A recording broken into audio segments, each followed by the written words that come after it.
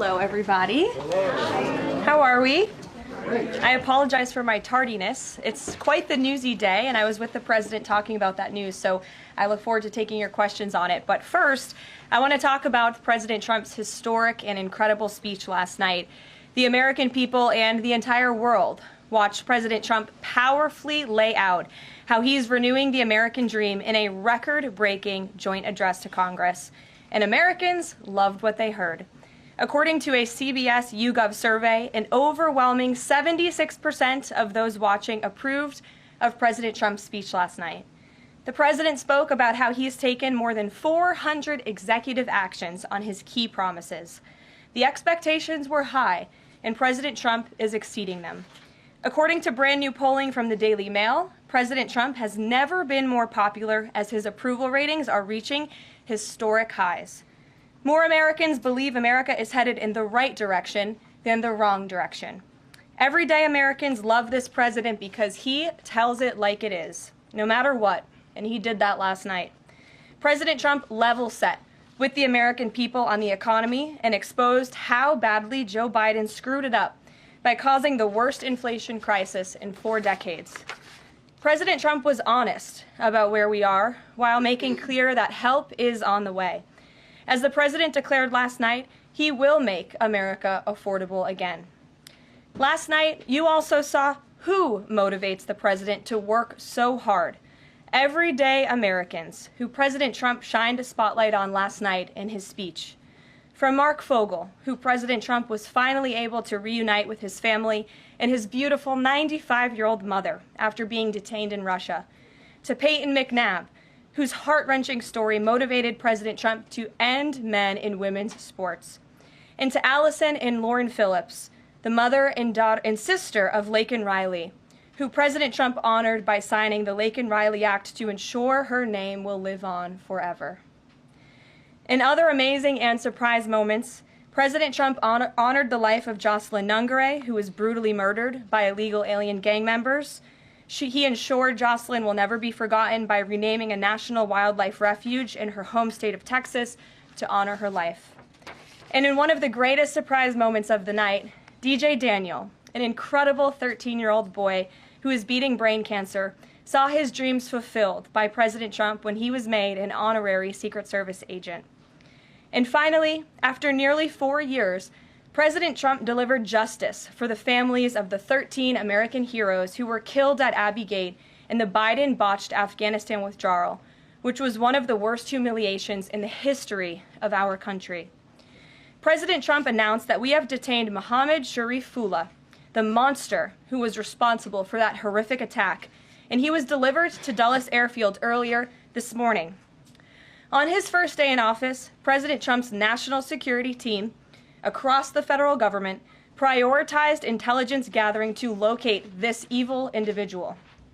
President Trump's team shared intelligence with regional partners such as Pakistan, who helped identify this monster in the borderland area late last month. Mohammed confessed to his crimes related to Abbey Gate and other attacks in Russia and Iran as well to the Pakistanis. And U.S. law enforcement officers traveled to Pakistan over the weekend, where he again confessed his crimes to the FBI. As President Trump said last night, this killer will now face the swift sword of American justice for these atrocities right here on United States soil.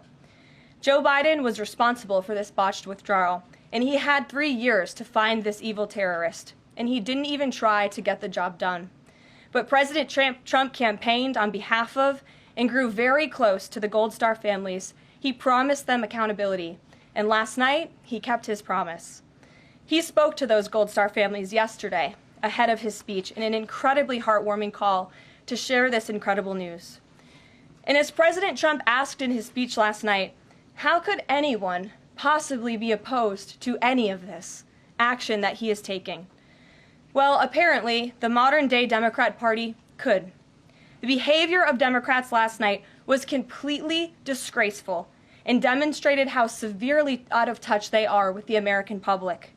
It was the most shameful moment in the history of presidential addresses in that beautiful chamber.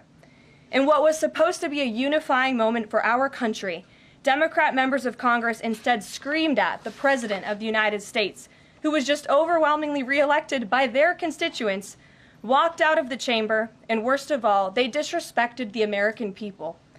Democrats didn't stand to keep men out of women's sports. They couldn't even clap for a girl who got her head smashed in by a man on a volleyball court. Democrats didn't stand for an innocent and beautiful child who is surviving brain cancer. They opposed eliminating taxes on tips and Social Security.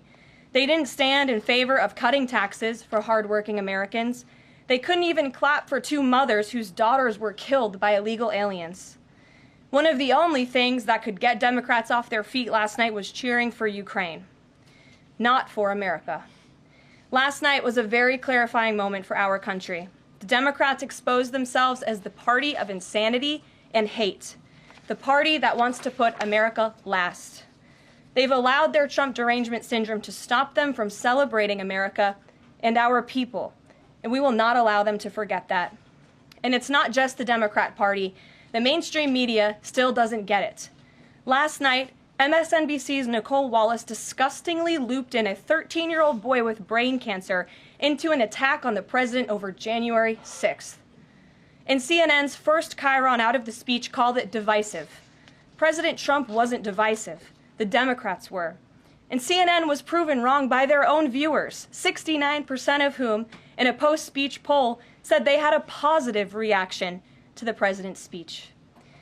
It's sad and frankly pathetic that Democrats and liberals in the legacy media continue to allow their hatred for the president to override their love for our country. But nevertheless, the president will continue to unify this nation through policies that are grounded in common sense and that uplift all Americans. We have an individual in our new media seat today, Mary Margaret Olohan, who is the Daily Wire's first ever White House correspondent. Congratulations, Mary Margaret. The Daily Wire was founded 10 years ago by Ben Shapiro. The Daily Wire now has over 1 million paid subscribers, a monthly network reach of 138 million, and has evolved into a leading conservative multimedia giant. They are now the 5th largest podcast network in the world and home to some of the top-ranked shows. With that, I will take your questions, and Mary Margaret, why don't you kick us off? Thank you so much, Caroline. It's great to be here. Thanks. So I had 2 questions, if that's okay. The first on last night and the second on Maine. You talked about behavior from Democrat lawmakers, a lot of disruptions, and I just wanted to kind of go back to that. We saw Democrat lawmakers not stand for Laken Riley, for Peyton McNabb, for the son of a slain police officer and 13-year-old cancer survivor. What are the optics of that nationally, just in terms of not just the people who were in the room last night, but across the nation? And also, was President Trump expecting this type of behavior when he was crafting his speech? So I gave a quote to one of the media outlets in this room yesterday that Democrats behaving like children would be the least surprising thing of the night. And unfortunately, that quote did turn out to be true. I think the president and everyone, frankly, was surprised by the Democrats refusing to stand for not the president's policies, because frankly we expected that, but for the everyday Americans who President Trump was shining a light on their stories. Mark Fogel, for instance, an American school teacher who was detained by the Russians. President Trump freed him. If Joe Biden had done that, they all would have been on their feet, but because of it came from President Trump, they weren't. So we think it's very sad, but we're very proud of the president today, and the American people are the people that this president cares about most, and the reviews are in, and everybody loved his speech.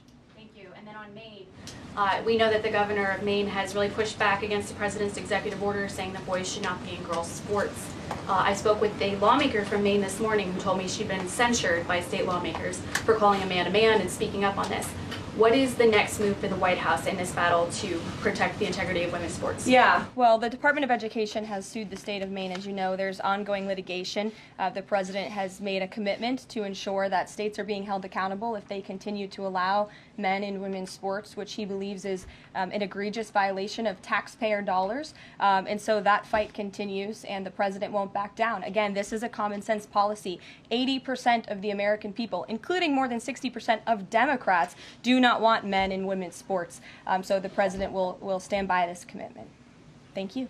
Gabe, good to see you in here. Good to see you, Caroline. A couple questions. One, can you confirm that the president held talks with the big 3 automakers today, speaking about potentially delaying tariffs? I can confirm, and I'm glad that you asked, because the president sent me out here with a statement directly from him on this. I saw it was reported earlier today by Bloomberg News, and he wanted me to share this with all of you. We spoke with the big three auto dealers. We are going to give a 1-month exemption on any autos coming through USMCA. Reciprocal tariffs will still go into effect on April 2nd. But at the request of the companies associated with USMCA, the president is giving them an exemption for 1 month so they are not at an economic disadvantage. So the three companies that he spoke to are Stellantis, Ford, and General Motors. They requested the call, they made the ask, and the president is happy to do it. It's a 1-month exemption. And the president just posted on social media that he had spoken with Prime Minister Trudeau. He says he's not satisfied with what the Prime Minister has said when it comes to fentanyl, but less than 1%, as you know, less than 1% of the fentanyl seized last year was in the northern border. What else does Canada need to do?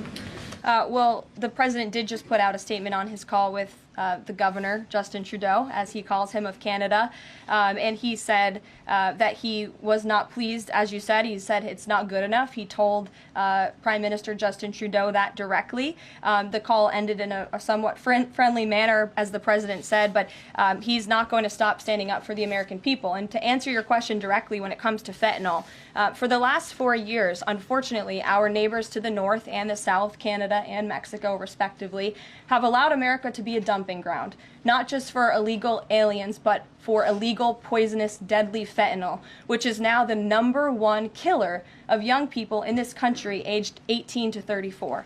Through the northern border in Canada, in last fiscal year alone, there was enough fentanyl seized to kill 4.8 billion people. And that number is up 2,050% from 2023, the year before. So there's been more than a 2,000% increase in illegal fentanyl seizure at the northern border. Why? Because Canada is allowing that fentanyl to come to the United States. The president sees these numbers. He thinks about the lives that are lost. And everybody in this room, I'm sure, everybody watching at home, everybody across the country knows someone in our lives who has been killed at the hands of this deadly poison. There needs to be repercussions for that. The president feels very strongly about it. But Caroline, respectfully, it's just 43 pounds that were found last year. That's less than a carry-on suitcase. Is that a lot of fentanyl compared to, say, Mexico, where the vast majority of the fentanyl is brought in through Mexico, not Canada? So what else does Canada need to do? Well, I just told you, last year alone, there was a 2,000% increase in illegal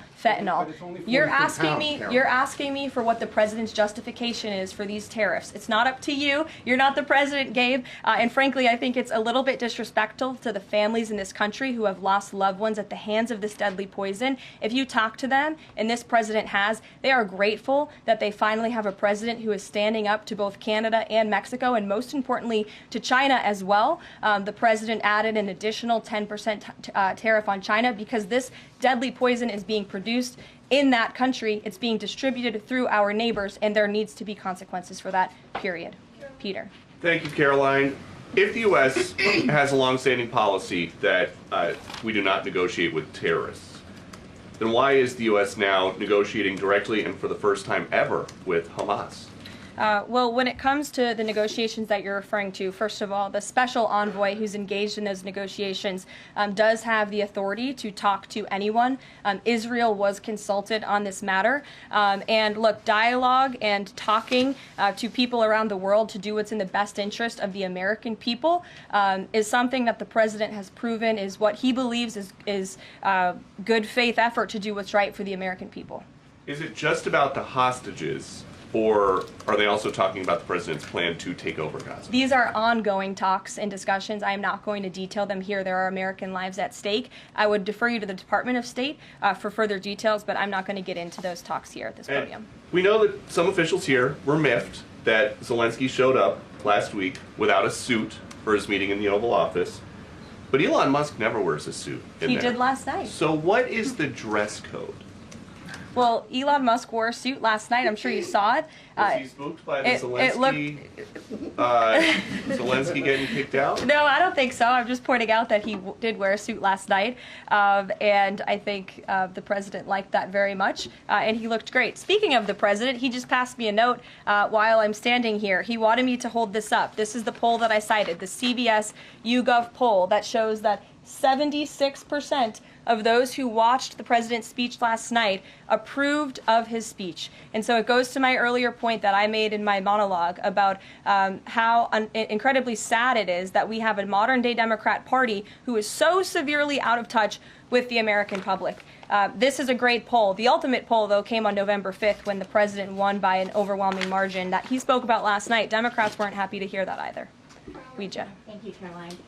Back on tariffs, last night President Trump said there will be a little disturbance, but we're okay with that.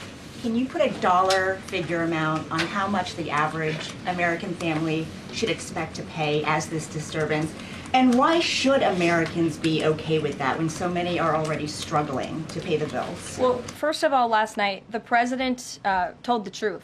And he was realistic, and he level set with the American people.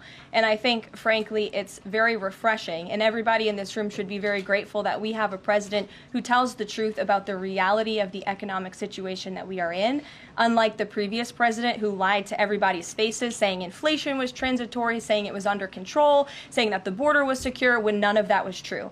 So the president is being frank and honest, and the American people elected this president to have monumental reform and change, including rebuilding our manufacturing base in this country, standing up to foreign nations who have been ripping off our country for decades, and that requires a little bit of disruption. That requires a lot of effort and work that this president is focused on doing.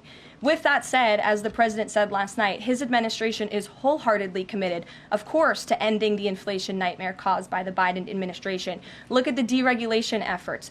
Look at the president's push last night in his speech for Congress to pass tax cuts, to end taxes on Social Security and overtime pay for hardworking Americans, end taxes on tips. We need Congress to get that done because that's going to put more money back into the pockets of the American people. And I didn't even mention energy. Look at the president's approach and focus on unleashing the might of our energy industry. We know that's the #1 driver of inflation. He's been slashing back a lot of the burdensome regulation from the previous administration to unleash our energy industry here at home, which will drive down costs. He said he is committed to making America affordable again. He did it in his first term, and Americans can trust him to do it again. President Trump has made clear, Caroline, that he loves tariffs, but the stock market does not. How does he factor that into his decision-making? Well, the president does love tariffs. He said it's one of his favorite words in the English dictionary, and he believes in tariffs because they'll ultimately make America rich again. They're going to raise revenue. They're going to help us pay down our debt. Most importantly, they're going to bring American jobs here back home. So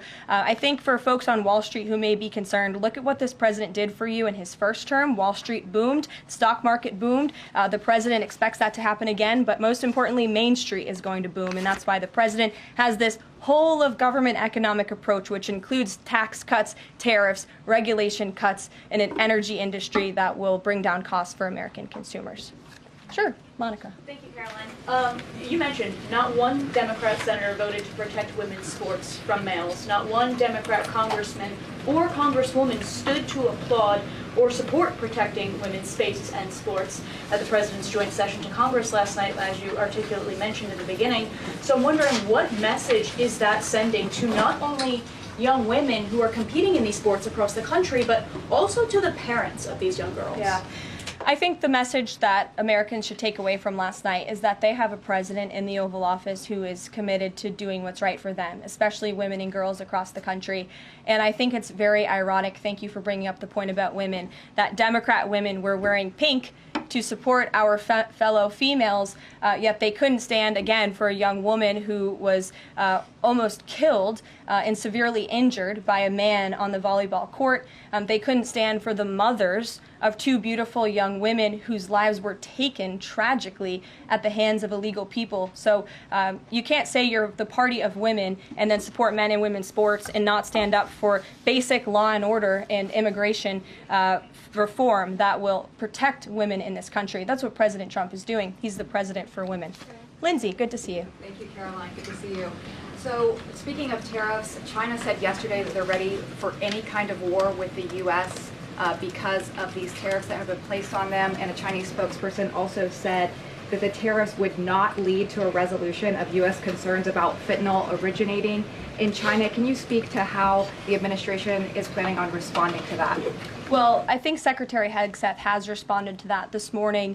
He said that America will always be prepared to defend itself, especially under the leadership of this president in the Oval Office, and that certainly remains true. Again, when it comes to tariffs, the president has been very tough on China, not just now with 20% and more with the reciprocal tariffs that will hit on April 2nd, but look at what he did in his first term. There were billions of dollars worth of tariffs that he implemented on China, and it's quite telling that the previous administration did not rescind those tariffs because they realized the value that they had in not only deterring China, but also raising revenue here in the United States. Rachel. Thanks, Caroline. Just a quick follow-up, two quick follow-ups on tariffs. The president mentioned a little disturbance during his remarks yesterday. The CEO of Target says that consumers will likely see prices go up on everything from strawberries to bananas to avocados. How long should Americans expect to pay higher prices? Are we talking a week, a couple of days, a few months? Again, I don't have a crystal ball, but what I can assure the American people is that this president and this administration is doing everything they can. And I would remind you and everybody else in this room that it's because of the previous administration's economic policies that Americans were left with record high inflation. Inflation throughout Joe Biden's entire 48 months in office was at or above 3%. It hit record highs, as you know. And there's a whole list of what the Biden economic disaster this president was left to clean up. It's been a month, but he's working hard every single day to do just that. One quick follow-up on the carve-out. Sorry to cut you off there. The U.S. imported $43 million worth of eggs from Canada. I know you mentioned some of the exemptions when it comes to automakers. Will there be any other carve-outs, including for eggs? We know prices are soaring for Americans. The president is open to hearing about additional exemptions. He always has open dialogue, and he'll always do, what's right, what he believes is right for the American people. But again, as for the egg crisis in this country, the president is wholeheartedly committed to ensuring we're increasing our egg supply, and we're also bringing down cost. And Secretary Rollins has been all over this issue. She comes from an agricultural background and family. That's why she's leading that very important department. She wrote an amazing op-ed in the Wall Street Journal. She's been all over the media talking about her plan. She has a real plan. The president endorses it. And he even, gave her an off-the-prompter shout-out last night to say, Brooke, I'm counting on you. It's an important issue. And this White House is working with Secretary of Agriculture every single day to address this issue. Sure. Jordan. Thanks, Caroline. So what does it say that the Democrats, while they couldn't stand for Americans or stand for victims, they stood for war and clapped for war and clapped for 5 more years of war? Yeah, the president addressed that last night, I think, when he called out Senator Elizabeth Warren and said that, again, as I said in my opening speech, very telling that the Democrats refused to clap for American people and American interests and American priorities, but they did clap for the country of Ukraine, which, by the way, the president's working very hard to end that war. So Democrats should be applauding him for actually doing something about it. Follow up on that if I can. You've spoken recently about how what happened in the Oval Office last week gave Americans an inside look into behind-the-scenes discussions with Zelensky.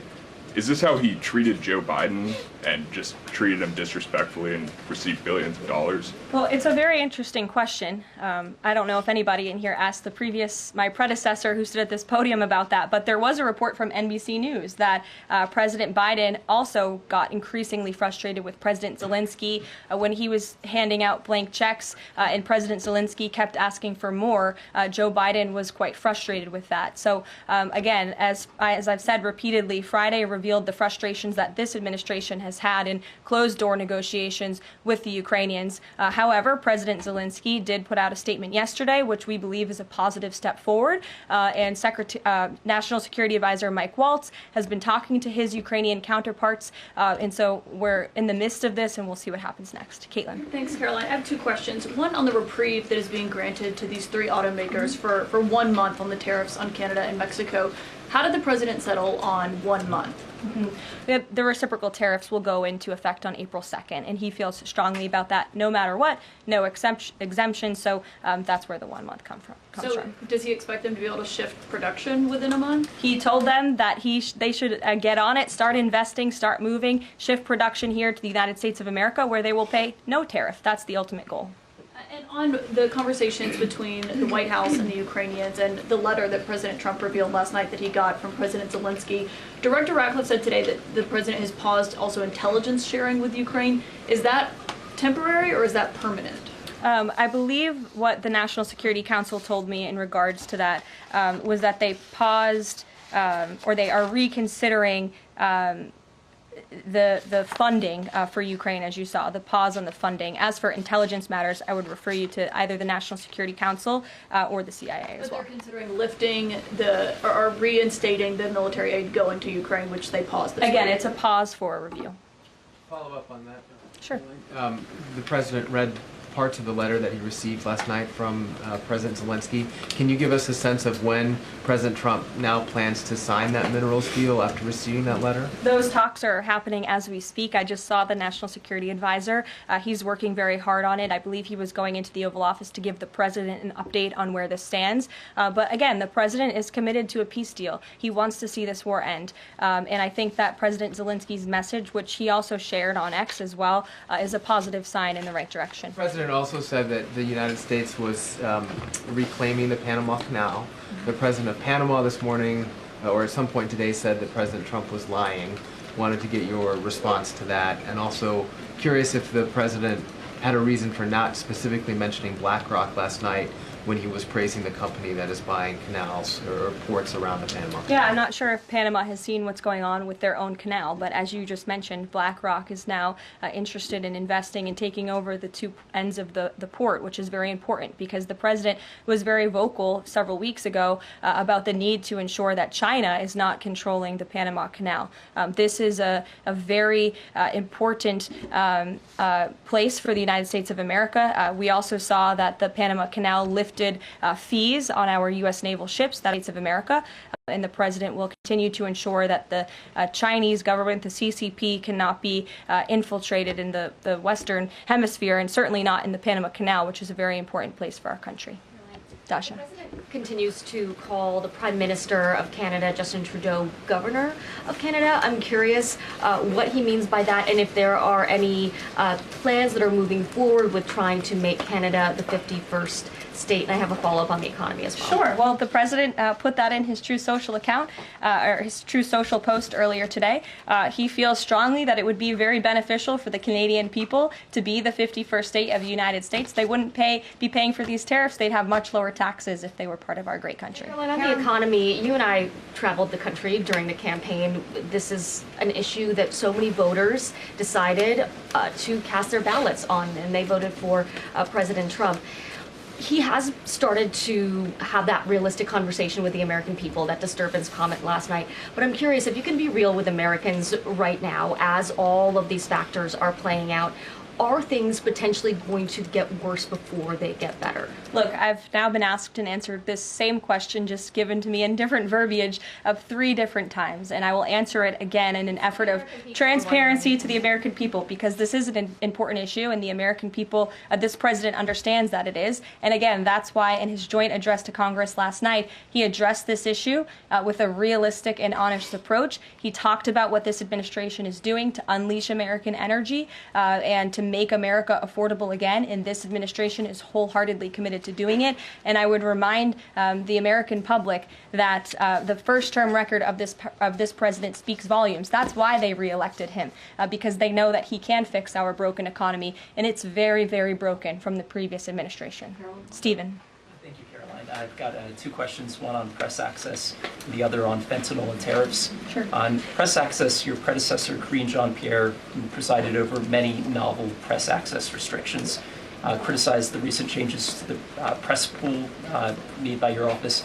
She said in an interview, quote, "What we're looking at is what North Korea is doing." What's your response to that, and can you say anything to allay concerns that unfavorable coverage will be punished in this new press pool system?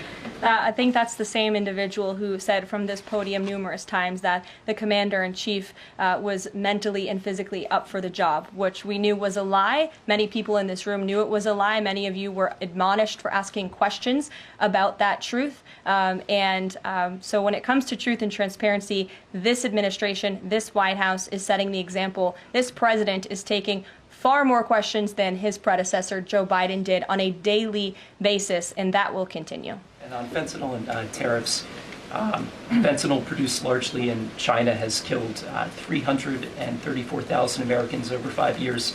According to CDC data, that's about 1 in every 1,000 Americans. President Trump has cited this for applying new tariffs to Canada, Mexico, and China. But in addition to China's talk about being ready for any kind of war, they said yesterday, the foreign ministry said that, quote, the fentanyl issue is a flimsy excuse to raise U.S. tariffs, and, quote, the U.S., not anyone else, is responsible for the fentanyl crisis. So what's the response to China that the talk of fentanyl is just an excuse for tariffs? And what does that say about the resolution? Well, of course, the country that is getting very rich off of distributing this deadly poison to American citizens is going to say that. Again, the president knows where the American people stand on this issue. Fentanyl overdoses. Dasha brought up all of us campaigning all across the country. They talked about inflation. They also talked about the border, the illegal immigrants that we're pouring through, but also these deadly drugs. And again, the president keeps in mind those families every single day when he is making these tough decisions. But it's a necessary decision, and he's no longer going to allow the United States of America to be a dumping ground for illegal immigrants and for illegal drugs that are killing our nation's people. This is the #1 leading cause of death in our country, and there needs to be action taken to ensure that cannot continue. Thank you very much, guys. We'll see you later. Thanks, Caroline.